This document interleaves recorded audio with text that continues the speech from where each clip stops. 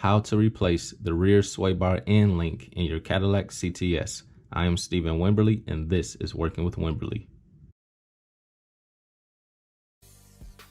I'm replacing the rear sway bar end links on the CTS. You see the old one right here. Just held on with two 18mm nuts. So once we get those off, we can pull off the link, put the new one on, and tighten down the nuts.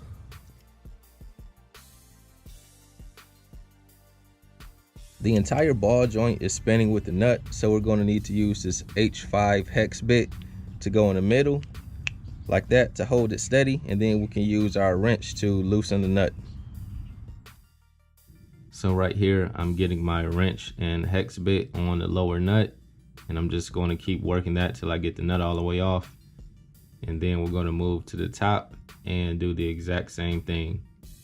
Use that H5 to hold it, and then your 18mm wrench to get the nut off.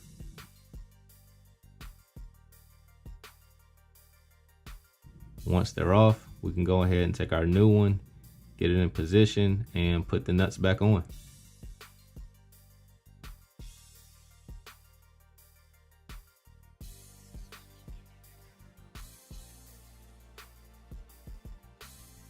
Get them on there good and tight, and we're done.